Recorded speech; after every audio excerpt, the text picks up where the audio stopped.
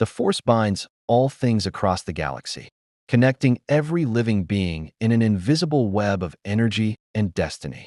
The Jedi had believed this truth for millennia, their faith unshakable even as the Clone Wars tore the Republic apart. But on the oceanic world of Mon Cala, that faith would be tested by forces that answered to neither the light nor the dark, forces born of thunder and atomic fire, pulled from realities where the Force itself did not exist. The Battle of Mon Cala had begun 3 days prior. Separatist aqua droids swarmed through the underwater cities, their crimson bolts cutting through schools of native Mon Calamari defenders. The Republic had responded with Venator-class Star Destroyers breaking through the cloud cover, deploying LAT gunships and AT-E walkers modified for amphibious assault. Jedi Knight Anakin Skywalker commanded the Republic forces from the bridge of the Resolute, his Padawan Ahsoka Tano coordinating clone troopers on the surface while Master Kit Fisto led Mon Calamari warriors through the kelp forests below. It should have been a standard engagement. Hold the capital city of Coral City, push back the Separatist advance, and secure Mon Cala's shipyards for the Republic. But the Force had other plans. The first anomaly appeared at 0600 hours local time. A jagged tear in reality itself split the sky above Mon Cala's northern hemisphere, crackling with energy that registered on no known scanner. The rift pulsed with colors that shouldn't exist, violet bleeding into gold, threaded with lightning that moved with deliberate intelligence. Through that wound in space tumbled a figure clad in crimson and silver, a massive hammer spinning through the air beside him as he plummeted toward the ocean below.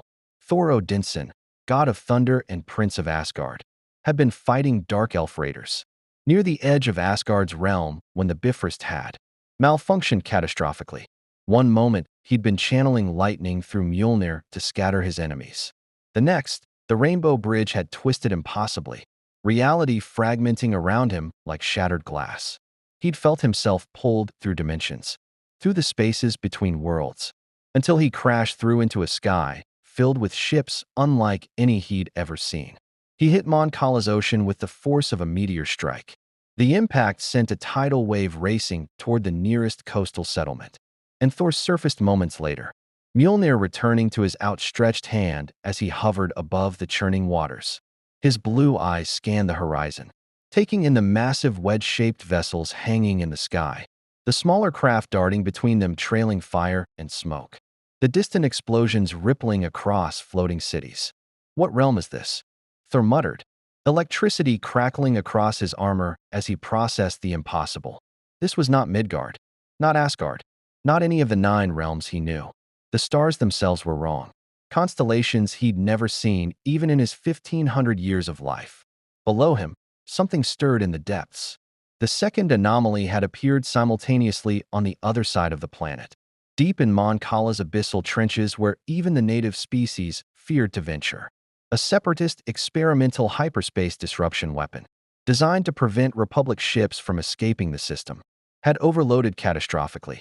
The weapon had been built using ancient Sith technology, artifacts Count Dooku had recovered from the tombs of Korriban, and its malfunction didn't simply destroy the weapon. It punched through the fabric of reality itself. Through that tear came something that made the Force itself recoil in primal recognition, an alpha predator, an apex creature of such raw destructive power that it existed as nature's balance itself. Godzilla had been resting in the depths of his own world's ocean when the dimensional rift had swallowed him whole, and he emerged in Mon Cala's waters with territorial rage burning through every cell of his massive body. The creature rose from the abyss like a primordial nightmare given flesh. 108 meters of living atomic power, scales like mountainous plates, dorsal fins that glowed with building nuclear energy. The Mon Calamari sensors detected him first, a biological signature, so massive it registered as a small island, moving at impossible speed toward the surface. The ocean itself seemed to flee from Godzilla's approach, sea life scattering in evolutionary panic as the Titan ascended. Kit Fisto felt the disturbance through the Force before the sensors confirmed it. Every living thing in the ocean was screaming the same message. Run. Predator. Death. General Skywalker. Kit's voice crackled through the comlink, strained with urgency. Something's coming. Something hiss. Words cut off as Godzilla breached the surface 3 kilometers from Coral City. The roar that followed shook the planet. It was a sound that transcended mere noise, a declaration of dominance, a challenge to everything that dared exist in his territory. The sonic force shattered windows across Coral City's floating districts, and clone troopers clutched their helmets as their audio filters overloaded. Godzilla's dorsal fins began to glow blue, brighter and brighter, nuclear energy building in his throat as his ancient instincts identified threats. The ships, the cities, the beings that surrounded him with weapons raised. On the bridge of the Resolute, Anakin Skywalker stared at the holographic display in disbelief. That's not possible. Nothing biological can be that big. I'm reading massive radiation signatures, Admiral Yularen reported, his voice tight, with barely controlled fear. Unknown energy type, but levels are. General, that creature is a walking reactor core. Thor saw the monster rise from the ocean 5 kilometers distant, and even the god of thunder felt a moment of genuine shock. He'd fought Jotnar, dragons, creatures from the darkest corners of the 9 realms. But this was something else. The beast's eyes locked onto him across the water, primal recognition passing between 2 apex beings suddenly sharing the same territory. Neither would yield. Godzilla's atomic breath lit the sky, a blue-white beam of concentrated nuclear fury that carved through the air toward Thor's position. The Asgardian raised Mjolnir instinctively, and lightning met atomic fire in a collision that turned the ocean to steam. The Battle of Mon Cala had just become something else entirely. If you want to see more characters enter the Star Wars galaxy, hit that subscribe button and drop the name of a character you'd want to see in the comments below. May the Force be with you. The shockwave from the collision between lightning and atomic fire reached Coral City 3 seconds later, shattering the remaining intact windows and sending clone troopers scrambling for cover. Anakin Skywalker gripped the edge of the tactical display as the Resolute shuddered, its shields flaring against the electromagnetic pulse that rippled outward from the impact site. The holographic projections flickered and died, then rebooted to show a scene that defied every tactical simulation he'd ever studied. 2 titans, one wielding a hammer wreathed in lightning, hovering above the boiling ocean like a figure from ancient myth. The other a mountain of living flesh and atomic fury, dorsal fins blazing with power that made the ship's radiation sensors scream warnings. And between them, caught in the crossfire of forces neither Republic nor Separatist could comprehend, were millions of Mon Calamari civilians and thousands of clone troopers who'd signed up to fight droids, not gods and monsters. "Get me Master Yoda," Anakin ordered, his flesh hand clenching as he felt the Force ripple with disturbances unlike anything he'd experienced. "And pull back all ground forces to defensive positions. Now, sir, what about the Separatist forces?" Admiral Yularen asked. "They're still pushing toward the eastern shipyards." Anakin gestured toward the viewport, where they could see the distant figure of Thor unleashing another cascade of lightning at Godzilla. "Does that look like the Separatists are our primary concern right now?" On the planet's surface, Ahsoka Tano was already acting. Her lightsabers remained ignited but lowered as she coordinated the evacuation of the civilian sectors closest to the battle. Clone Commander Rex stood beside her, his helmet tilted toward the oceanic horizon where flashes of blue and gold illuminated the clouds. "Commander, I'm reading 2 distinct energy signatures," Rex reported, his voice steady despite the impossible situation. "One's biological, that's the big one, and the other, ma'am, our sensors don't know what to make of it. It's not force-sensitive, but it's generating power levels comparable to a capital ship's main reactor. Then we treat them both as hostile until proven otherwise," Ahsoka decided.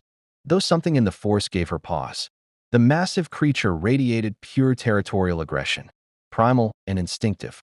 But the other presence, the one wielding lightning, carried something different. Purpose, confusion, warrior's discipline, searching for context in chaos.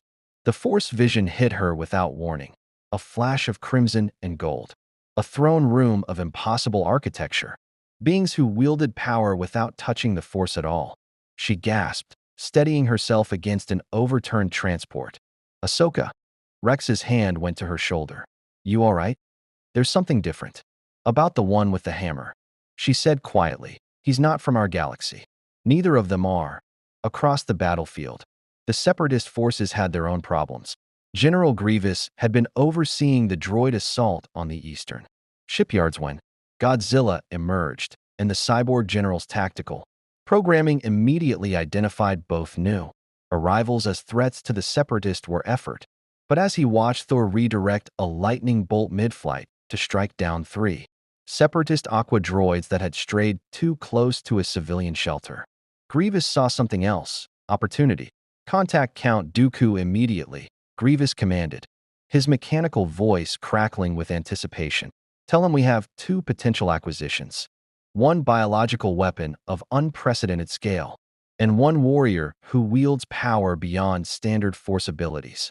The hologram of Count Dooku materialized moments later, the Sith Lord's elegant features betraying nothing as he observed the footage. Grievous transmitted.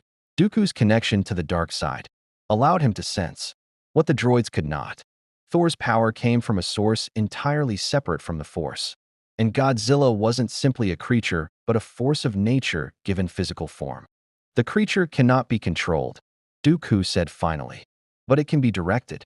Concentrate your droid forces to drive it toward Republic positions. Let it do what it does naturally." "And the warrior with the hammer?" Dooku's expression shifted to something approaching genuine interest. "Capture if possible. Kill if necessary. Any being who can channel that much power without drawing on the Force.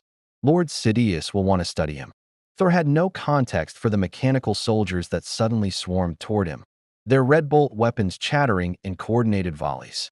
His first instinct was to defend himself, and Mjolnir sang through the air, each impact reducing battle droids to sparking scrap. But even as he fought, his attention remained fixed on the massive creature that had attacked him without provocation. Godzilla wasn't interested in the tiny flying machines or their small energy weapons. His atomic breath carved through a Separatist frigate that had ventured too close, the ship breaking in half and tumbling from the sky in flames. The Titan's territorial instincts had identified the largest concentration of artificial structures, Coral City, and he began moving toward it with implacable purpose. That was when Thor understood. This creature wasn't evil. It was acting on instinct, like the great beasts of Asgard's wilderness responding to perceived threats. The realization came with the weight of responsibility he'd carried his entire life. Innocent lives hung in the balance. And warrior or not, monster or not, he was honor-bound to protect them. "Enough," Thor's voice carried across the water, amplified by thunder itself. He raised Mjolnir skyward, and the storm answered. Clouds blackened as if night had fallen instantly, and lightning webbed across the sky in displays that put the Separatist weapons to shame. He brought the hammer down, and a column of pure electrical fury struck Godzilla directly. The Titan staggered. His roar shifted from territorial challenge to genuine pain, the first time any weapon in this strange realm had actually hurt him. Godzilla's eyes fixed on Thor with newfound recognition. This was a true threat. This was an alpha who challenged his dominance. The ocean exploded as Godzilla's tail propelled him forward, with shocking speed for something so massive. Thor met the charge head-on, Mjolnir striking Godzilla's snout with a thunderclap that shattered the sound barrier. The Titan's claws raked across Thor's body, tearing through Asgardian armor and drawing divine blood. They grappled in the shallows, neither giving ground. 2 apex predators locked in combat that sent shockwaves radiating across the planet's surface. On the Resolute, Anakin watched helplessly as the 2 Titans crashed through a Separatist landing platform, reducing it to rubble. "Master Yoda, what are your orders?" The hologram of the ancient Jedi Master flickered to life, his ears drooping with the weight of what he was witnessing. "Beyond us, this battle is neither Jedi nor Sith. These forces answer to evacuate the civilians, we must, and pray that finish each other. These Titans do not destroy everything first. There's got to be something we can do," Anakin insisted, his frustration bleeding into his voice. "Perhaps there is," Yoda said slowly, his gaze sharpening. "Reach out to the one with the hammer, young Skywalker might. Warrior he is. Warriors understand duty they do. Show him the innocence. Show him the true enemy. Trust in the Force, we must." Even when the Force itself, these beings do not touch. Anakin's jaw clenched. Diplomatic missions had never been his strength. But as he watched another atomic blast tear across the sky, he realized Yoda was right. If they couldn't stop these titans, maybe they could at least redirect them. "Ahsoka," he transmitted. "I'm coming down. We're going to try talking to the one with the hammer." "Master, are you insane? He's currently wrestling a radioactive mountain." "Then we'd better hurry before there's nothing left to save."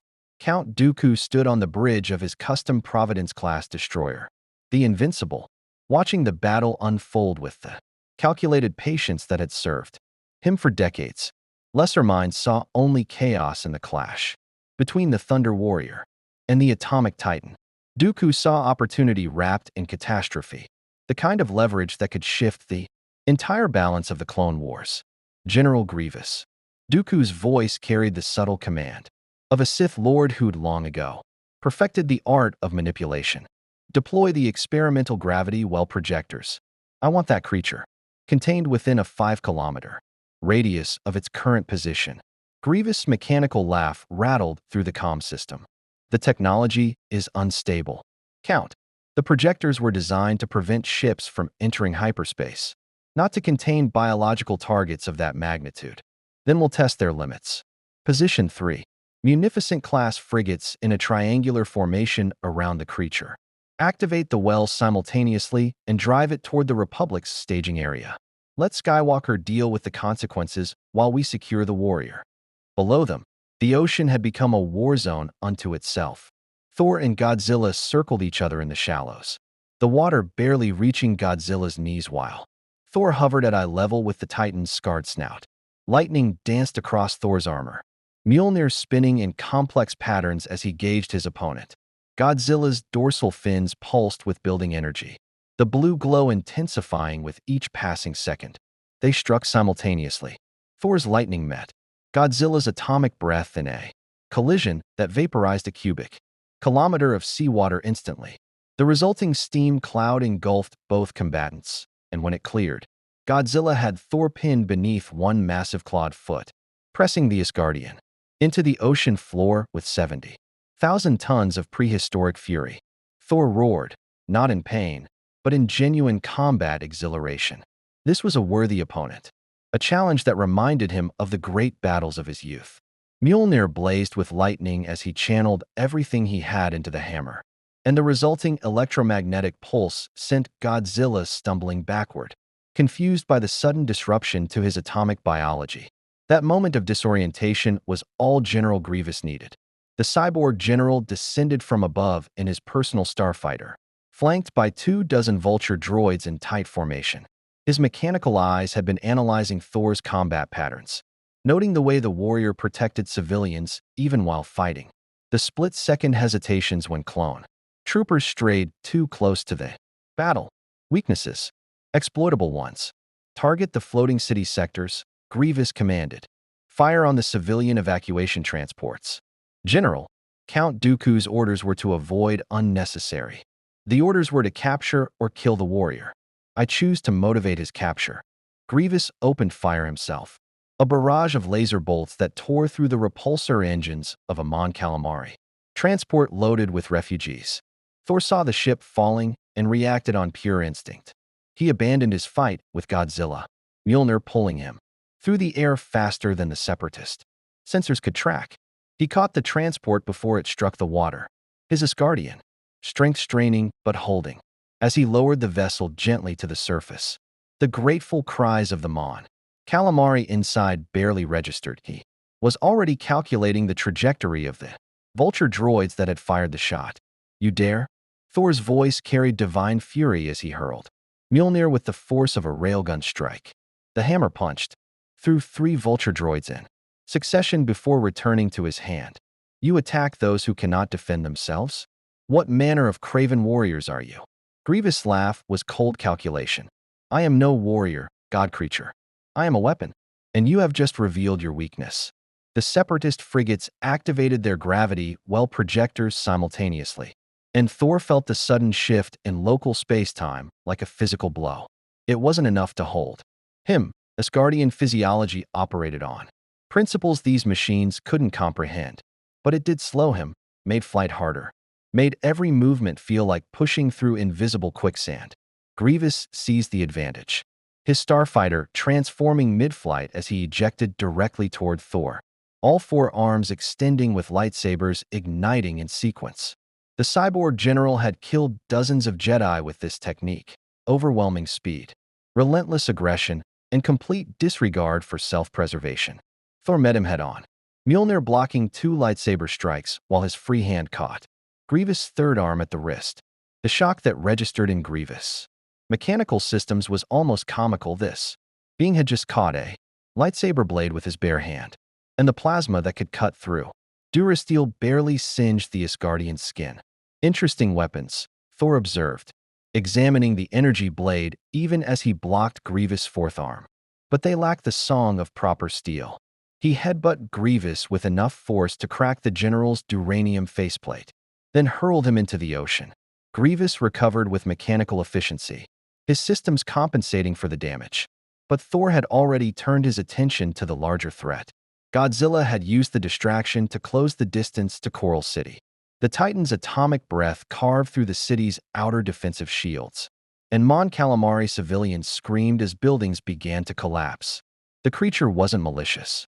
Thor could see that now. It was simply responding to perceived threats with overwhelming force, just like any territorial predator defending its domain. But understanding the creature's nature didn't change the reality that millions would die if Godzilla reached the city center. A LAAT gunship descended beside Thor, and Anakin Skywalker emerged onto the open boarding ramp, one hand gripping the support rail while the other rested on his lightsaber. Ahsoka stood beside him, her presence in the Force a bright contrast to the dark manipulations Dooku was weaving across the battlefield. "We need to talk," Anakin shouted over the sound of distant explosions and Godzilla's earth-shaking footfalls. Thor eyed the young warrior with his glowing blade, noting the determination in his eyes, the way he positioned himself protectively in front of his apprentice. A true warrior's stance. "You command these silver soldiers?" Thor gestured toward the clone troopers establishing defensive positions around the city. "I'm General Skywalker, Jedi Knight of the Galactic Republic. That's my Padawan, Ahsoka Tano. And you are?" "Thor Odinson, Prince of Asgard and Protector of Midgard." He paused, reassessing. "Though I know not where I am, nor how I came to be in this realm." Ahsoka stepped forward, her connection to the Force reaching out tentatively toward Thor, and finding nothing. No presence in the Force, yet somehow not absent either. It was like touching a wall between dimensions. "You're not from our galaxy. Neither is that." She pointed at Godzilla, who had just demolished a separatist tank column with a casual sweep of his tail. "The creature is also displaced?" Thor's expression darkened with understanding. "Then its fury is born of confusion and fear, not malice. I know this well. I have felt it myself when thrown into unknown realms."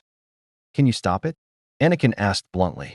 Thor hefted Mjolnir, lightning crackling across the URU metal. "I can match it, but to stop it without killing it? That requires more than strength, young general. It requires showing the beast there is no threat, no territory to defend. The Separatists are using gravity projectors to keep it contained." Ahsoka interjected, her tactical mind already working. "If we destroy those projectors, maybe it'll retreat back to the ocean depths. Or it'll rampage freely across the entire planet." Anakin countered, but he could see the logic. "We'd need to destroy all 3 frigates simultaneously before they can adapt." Thor grinned, the expression fierce and battle-hungry. "Then it seems we have common cause, General Skywalker. Point me toward your enemies, and I shall bring the storm." Count Dooku felt the shift in tactical advantage through the Force and immediately opened a channel to Grievous. "The Jedi have recruited the warrior. Activate Contingency Protocol 7. The weapon is untested, my lord. Its effects on biological targets are unpredictable." "I'm aware. But Godzilla is no ordinary biological target, and I suspect our thunder-wielding friend is far more resilient than he appears. Activate it. If we cannot control these forces, we'll ensure the Republic suffers their full consequences." Deep in the Invincible's hold, a weapon that had been excavated from Sith ruins on Moraband hummed to life. It was ancient technology, predating even the Great Hyperspace War, designed by alchemists who'd sought to weaponize the Force itself against beings who couldn't touch it. The Sith had called it the Void Resonator, and its activation would send pulses through local space-time designed to induce primal aggression in any creature with neural activity. Dooku had no idea if it would work on a Titan from another dimension, but he was about to find out. The resonator fired, invisible waves rippling across Mon Cala's atmosphere. Godzilla felt them first, his already heightened territorial instincts suddenly amplified to berserk levels. His roar shook the planet, and his dorsal fins blazed brighter than ever before as every cell in his body screamed a single message: destroy all threats. Thor felt it too, a subtle pressure against his mind that tried to inflame his warrior's rage, to turn battle joy into mindless fury. He resisted, centuries of Asgardian mental discipline helped, but the effort required concentration. That took his focus from the battlefield. What treachery is this? Thor growled, electricity arcing wildly from his body. Anakin sensed the dark side manipulation and his hand went to his lightsaber. Dooku, he's using some kind of Sith artifact. Godzilla's next atomic breath didn't aim for military targets. It carved through a residential district. And Thor heard the screams of those who wouldn't make it to the shelters in time. The God of Thunder's eyes blazed with lightning as he made his decision. Protect your people, Skywalker. I'll handle the Sith Lord. The storm that followed Thor's declaration was biblical in scope. Clouds condensed from nothing, spiraling inward until Mon Cala's sky disappeared beneath a churning mass of black and violet. Lightning didn't flash, it lived, crawling across the cloud ceiling in branching networks that made the planet's atmosphere look like the nervous system of some vast celestial being. Thunder rolled continuously, a bass note that vibrated through hull plating and bone marrow alike. Anakin had seen force storms before. He'd witnessed Dooku's lightning and fought in electrical tempests on a dozen worlds. This was different. This wasn't the force-bending nature to its will. This was nature itself, answering the call of something primal and absolute. Get your people to safety, Thor commanded, his voice carrying the weight of divine authority. This is no longer your battle. Like hell it isn't, Anakin shot back, his fighter pilot instincts already calculating attack vectors on the separatist frigates. You want Dooku? He's on that Providence-class destroyer. But those gravity projectors need to come down first, or Godzilla will tear apart everything between here and the southern continent. Ahsoka was already coordinating with Rex. Commander, pull back all forward positions. Concentrate fire on the munificent frigates. Shield generators. We need them vulnerable when Thor makes his move. Thor appraised the young Togruta with newfound respect. You have your master's tactical mind, apprentice. Very well. I shall trust your warriors to create the opening. But know this, when I bring down those vessels, the storm comes with me. Your soldiers must be clear. How long do we have? Anakin asked. Thor's grin was lightning given form. As long as it takes me to fly there. He launched skyward like a meteor in reverse, Mjolnir pulling him through the gravity while projections, as if they were merely suggestions. The separatist point defense systems opened fire immediately, thousands of laser bolts converging on a single target. Thor spun Mjolnir in a defensive pattern, the hammer moving faster than human eyes could track, deflecting shots with the flat of its head, while his free hand hurled lightning bolts that reduced entire turret clusters to molten slag. General Grievous watched the warriors approach and felt something approximating concern ripple through his mechanical systems. His tactical subroutines were generating probabilities, and none of them were favorable. This being moved like a Jedi, but hit with the force of a capital ship's main cannon. The cyborg general had killed Jedi by exploiting their reliance on the Force, their predictable lightsaber forms, their hesitation to kill. This warrior had no such weaknesses. All Vulture droid squadrons, intercept pattern Omega, Grievous commanded. Tri-fighters, establish overlapping fire zones. I want that creature's trajectory prediction calculated to the microsecond. 200 droid starfighters swarmed toward Thor in coordinated attack waves. The God of Thunder met them head-on, and what followed was less a dogfight than a massacre set to thunder. Mjolnir became a streak of silver light. each impact sending droids spiraling into the ocean in pieces. Thor channeled lightning through his body and released it in chain reactions that arced from droid to droid, frying their circuits and sending entire squadrons tumbling from the sky. But for every droid destroyed, 3 more took its place. Grievous' strategy became clear. He wasn't trying to kill Thor, merely slow him while the Void Resonator did its work on Godzilla below. The Titan was fully berserk now. Godzilla's atomic breath carved through everything: separatist ships, Republic defensive positions, the ocean itself. His tail demolished a clone staging area, and his claws tore through the eastern shipyards that both sides had been fighting over for days. The Mon Calamari evacuations had become pure chaos, transports fleeing in every direction while Godzilla's rage followed no predictable pattern. Kit Fisto and his Mon Calamari warriors fought desperately to create evacuation corridors, using the Force to redirect falling debris and guide civilians through the destruction. But even a Jedi Master couldn't stand against a force of nature made flesh. When Godzilla's tail swing sent a tidal wave toward a refugee camp, Kit could only create a force barrier that bought precious seconds for people to reach higher ground. "We can't keep this up," Kit transmitted to Anakin. "That creature's going to level the entire planet if we don't find a way to calm it down or drive it off." Anakin watched Thor tear through another squadron of vulture droids while simultaneously dodging fire from the frigate's main batteries.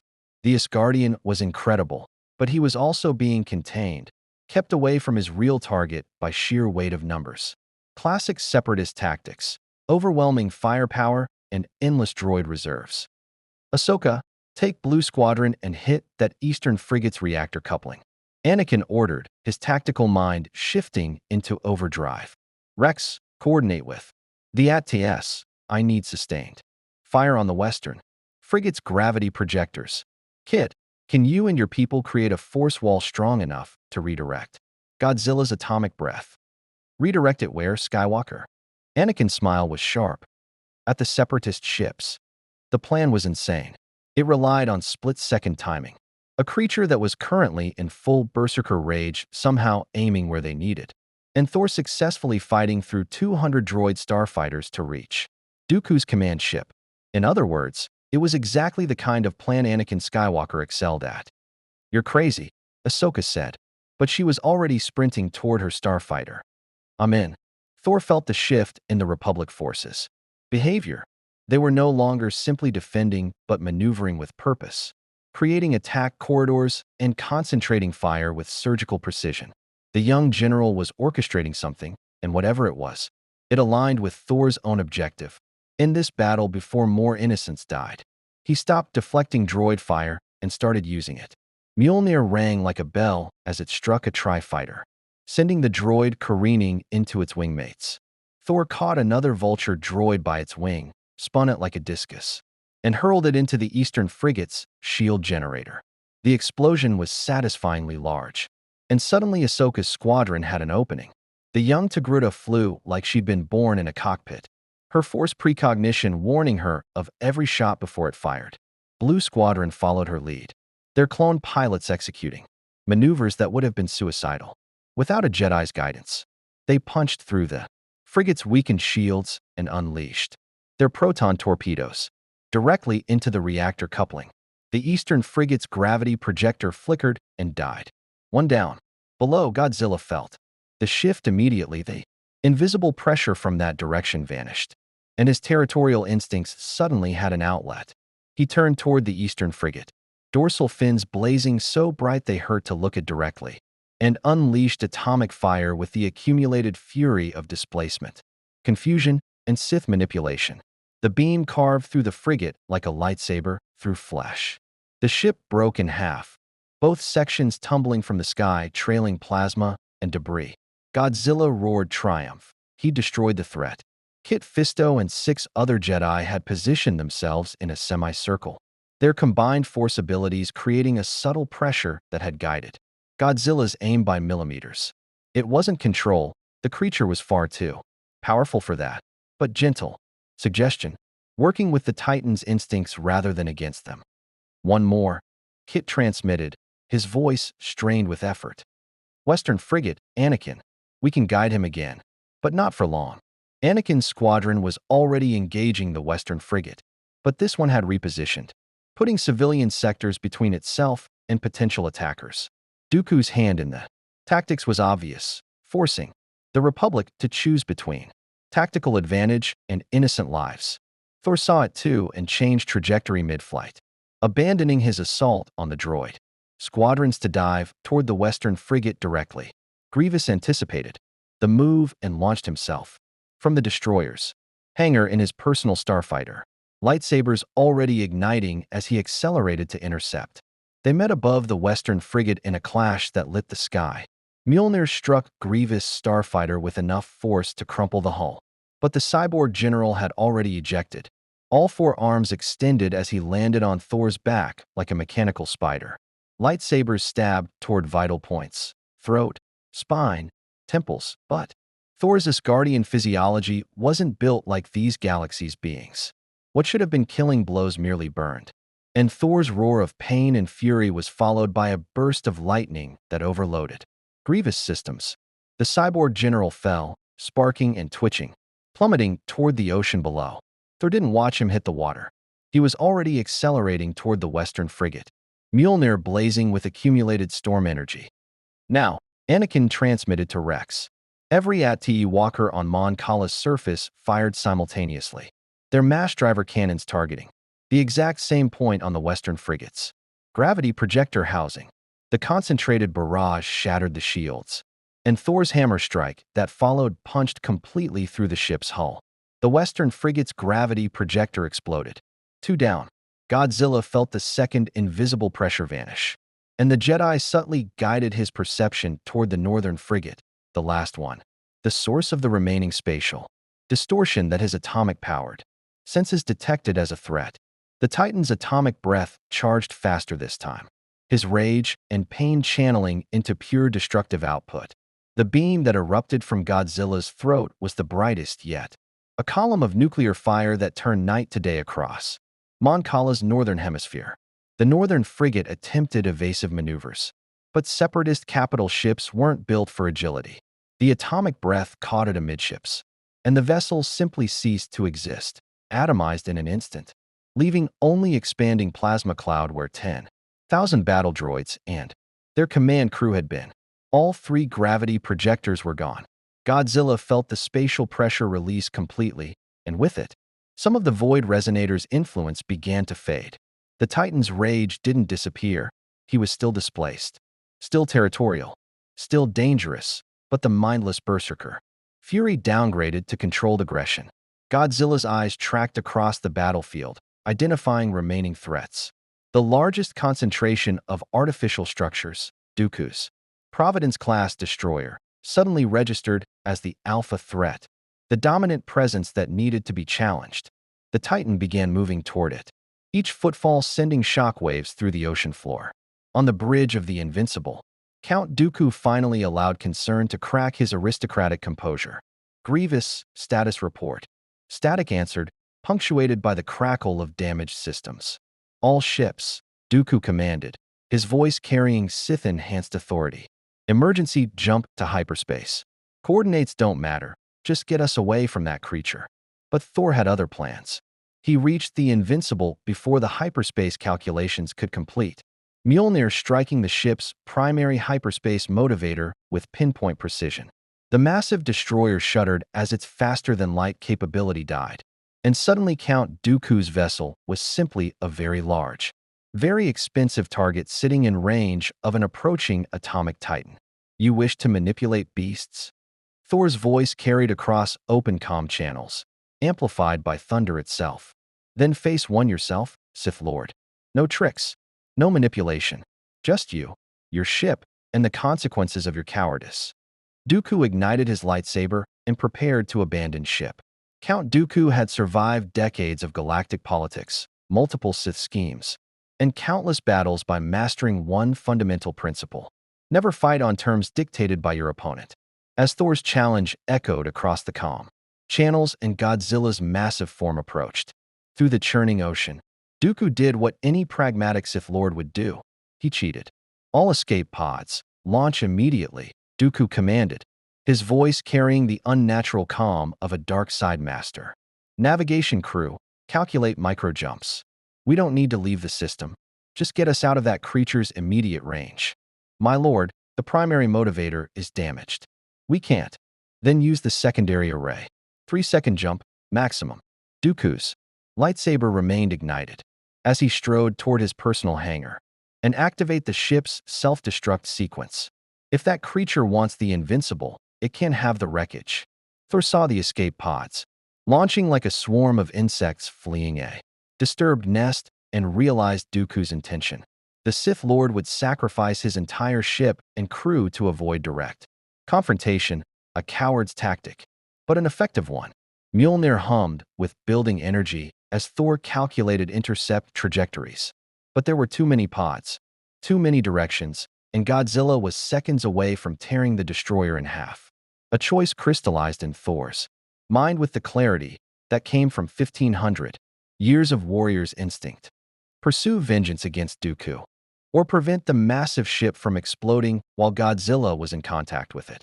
The blast wouldn't kill the Titan, but it would enrage him further, and the resulting rampage would doom thousands of civilians still evacuating below. Damn your cunning, Sith, Thor muttered, changing trajectory mid-flight. He hit the Invincible's bridge at full speed, Mjolnir leading. The hammer struck the ship's main reactor control console, and Thor's intimate understanding of energy systems, honed from years working with Asgardian technology, let him identify the self-destruct sequence's power flow in seconds. Lightning poured from his hands, not to destroy, but to surgically short-circuit specific systems, creating controlled overloads that cascaded through the ship's automated destruction protocol and rendered it inert. The Invincible went dark, its power core shutting down to emergency backup only. Dead in the water, but no longer a bomb. Godzilla reached the ship 5 seconds later. The Titan's claws closed around the destroyer's hull like a child grasping a toy, and with casual, terrible strength, Godzilla lifted the 2-kilometer-long warship partially out of the ocean. His dorsal fins glowed with building atomic energy as he prepared to incinerate this artificial threat that had dared challenge his dominance. Thor emerged from the bridge viewport, hovering directly in Godzilla's line of sight.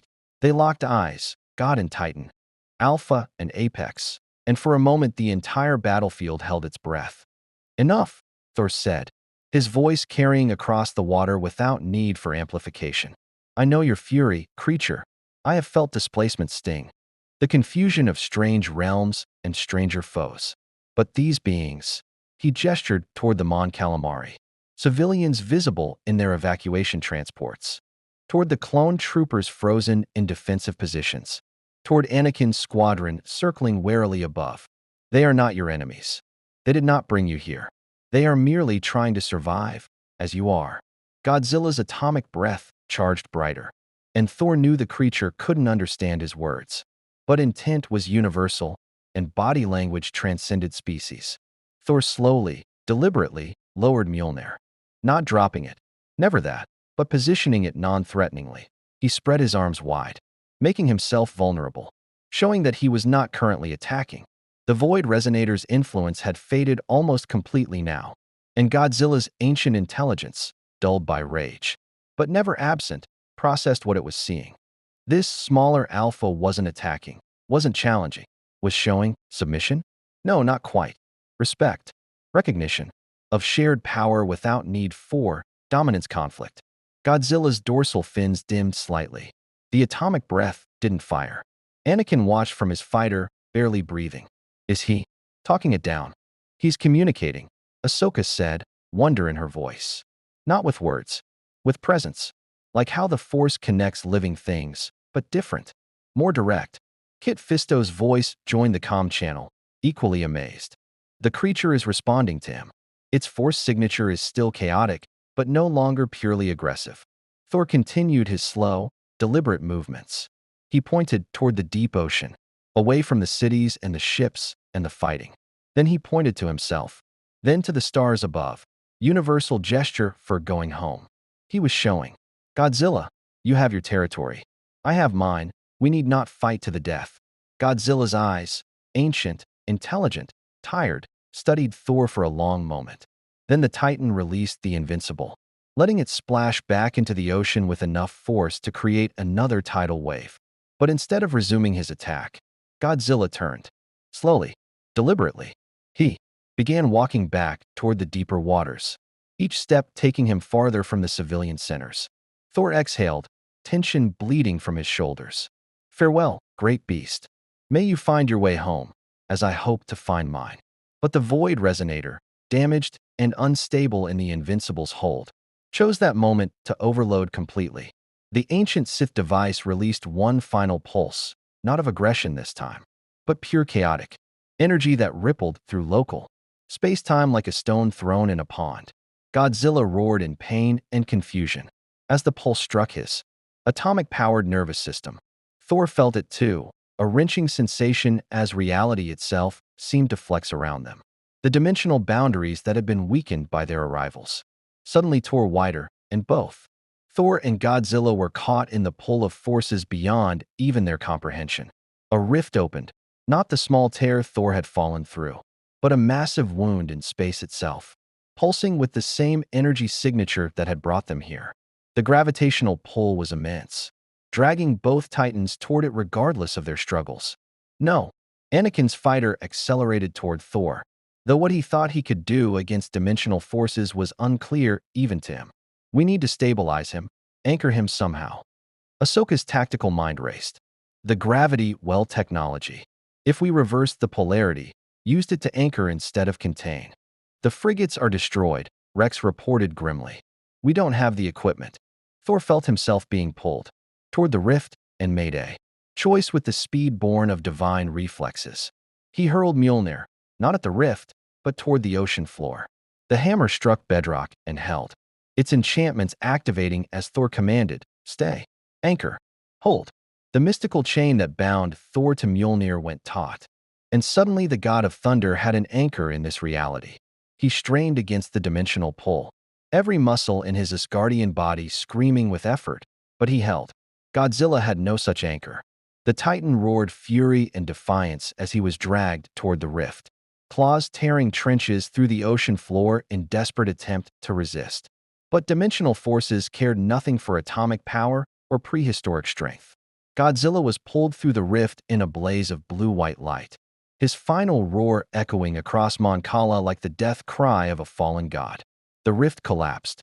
Silence fell across the battlefield, broken only by the lap of waves and the distant crackle of burning wreckage.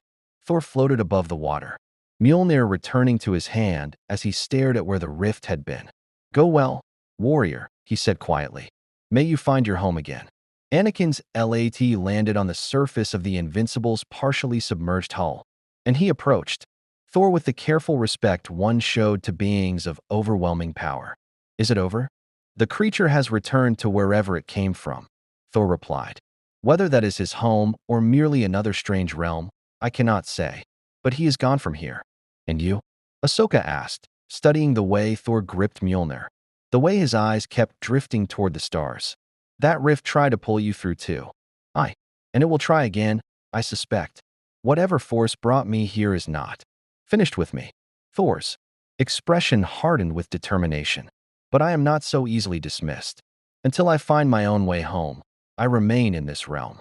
Which means, he looked at Anakin directly, I would know more of this war you fight, and which side deserves the aid of Asgard. Anakin exchanged a glance with Ahsoka. This was above his authority level, way above. I think you need to speak with the Jedi Council, and probably the Senate. You just helped save millions of lives, but you also just proved that there are forces in the universe the Republic doesn't understand, and the Sith Lord who fled. Thor's voice carried an edge of thunder. Does he answer for his manipulation? Count Dooku has been the Republic's enemy for years, Kit Fisto said, emerging from the water with several Mon Calamari officers. You've made a powerful enemy today, Thor of Asgard. The Separatists won't forget what you did here. Thor's grin was fierce and utterly fearless. Good. Let them remember. Let them know that even in this distant realm, there are those who will not tolerate attacks on the innocent. If this Dooku wishes to face the storm, I shall be happy to oblige him. Across the system, in his damaged flagship, Count Dooku received reports of the battle's aftermath. General Grievous had been recovered from the ocean. His systems damaged but reparable. The creature was gone, pulled through some kind of dimensional anomaly. But the warrior, Thor, remained, and worse, had apparently allied with the Republic. Lord Sidious will not be pleased, Dooku muttered, watching the holographic footage of Thor lifting the Invincible from the water's surface with casual ease, preventing it from sinking completely. We've introduced a variable that neither Jedi nor Sith can control. But deep within the Separatist holdfast, Dooku was already formulating new plans. If Thor could not be controlled, perhaps he could be redirected. The warrior clearly valued honor and protection of innocence. Such values could be useful, manipulated. The Jedi Order's dogma would inevitably clash with Thor's more direct approach to justice. Seeds could be planted, doubts could be grown. And if Thor could not be turned to the Separatist cause, well, there were other warriors in this galaxy, other weapons. The Clone Wars had only just begun, and Dooku was a patient man. On Mon Cala's surface, reconstruction had already begun. The Separatist forces had retreated, their assault broken by forces they couldn't have anticipated. Mon Calamari engineers surveyed the damage, extensive but not catastrophic. The cities could be rebuilt, the dead could be honored, and they would have a story to tell that would echo through the generations. The day two titans from beyond the stars fought above their world, and the galaxy learned that even the Force had limits. Thor stood on a high platform overlooking Coral City, watching the twin suns set through Mon Cala's watery atmosphere. Anakin joined him, offering a ration bar that Thor accepted with polite confusion. Not quite Asgardian feast fare, Thor admitted after taking a bite. Yeah, military rations are pretty terrible, Anakin agreed. But it's what we've got. Welcome to the Clone Wars. Thor studied the young general, so much like himself at that age, full of power and confidence and absolute certainty that he could solve any problem with enough force. Tell me, Anakin Skywalker, what do you fight for? What cause drives this republic you serve? Freedom, Anakin said immediately. Democracy, protecting people from tyranny. Noble goals. Thor paused. But I have lived long enough to know that noble goals can justify terrible means. Your clone soldiers, they are grown for war, yes? Born to fight and die. Anakin's jaw tightened. It's complicated. It always is. Thor's gaze remained on the sunset. In Asgard, we wage war when we must, but we do not create life solely for slaughter. I do not judge you, young warrior. You did not create this system. But I will watch. I will learn. And I will decide if your republic is truly worth defending, or if your Sith Lord's accusations of corruption carry more truth than you wish to admit. The words hung heavy between them, and Anakin felt something twist in his chest, the same doubts that sometimes kept him awake at night. The questions about the clone army's ethics that he'd learned not to ask. The Jedi Council will want to meet you, Anakin said finally, changing the subject. Somewhere in the deep ocean, in the spot where Godzilla had disappeared, strange radiation signatures continued to pulse. Mon Calamari scientists would study them for years, trying to understand the energy that defied all known physics. They would never succeed, but the attempts would advance their understanding of hyperspace theory by decades. And in the Senate chambers on Coruscant, Senator Palpatine received Dooku's report about the Asgardian warrior with great interest. A being of immense power, operating outside the Force, potentially vulnerable to manipulation. Or, if manipulation failed, a threat that needed to be eliminated. Palpatine smiled his grandfather's smile and began making plans. The Clone Wars had gained a new player, and the galaxy would never be quite the same. The Battle of Mon Cala ended not with Republic victory or Separatist defeat, but with questions that would echo through the Jedi Temple's halls for months. Thor Odinson had proven that the Force was not the only power in the universe, that beings from realms beyond their comprehension could shape galactic events as easily as Jedi Masters or Sith Lords. The Jedi Council debated his nature endlessly. Master Yoda sensed no darkness in him, yet his power frightened even Mace Windu. Master Obi-Wan Kenobi argued for trusting the warrior who had saved millions, while others worried about the precedent of relying on forces they didn't understand. Thor himself remained on Coruscant for a time, studying this strange galaxy and its stranger politics. He fought alongside the Republic in several engagements, his presence turning battles that should have been losses into stunning victories. But he also questioned, challenged, and refused orders he deemed unjust, earning both admiration and suspicion in equal measure. Godzilla's fate remained unknown. Some believed the Titan had returned to his home universe. Others whispered that he'd simply been displaced again, perhaps emerging on some distant outer rim world where his legend was only beginning. Clone intelligence reported strange radiation signatures on multiple planets. Massive claw marks that defied explanation, but nothing conclusive. Count Dooku never forgot the humiliation of fleeing before a warrior who wielded lightning without the dark side. The Sith began researching dimensional technology, ancient weapons, anything that might counter Thor's power. And Palpatine watched it all with patient satisfaction, knowing that chaos, especially chaos this unpredictable, could only serve his ultimate design. In the years that followed, spacers and soldiers would tell stories about the day the Thunder God fought the atomic titan above Mon Cala's waves.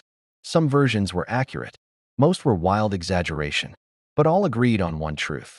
The galaxy was larger and stranger than anyone had imagined, and the Clone Wars had become a conflict where anything, absolutely anything, was possible. Thor stood on the Jedi Temple's observation deck one night, Mjolnir resting against his shoulder, watching the endless streams of traffic flow through Coruscant's sky lanes. Somewhere out there, dimensions away, Asgard continued without him. Somewhere out there, Godzilla defended his territory against threats that knew nothing of lightsabers or the Force. I will find my way home, Thor promised the stars. But until that day comes, I shall not stand idle while innocents suffer. Whether Jedi or Sith, Republic or Separatist, all shall learn what it means to face the son of Odin.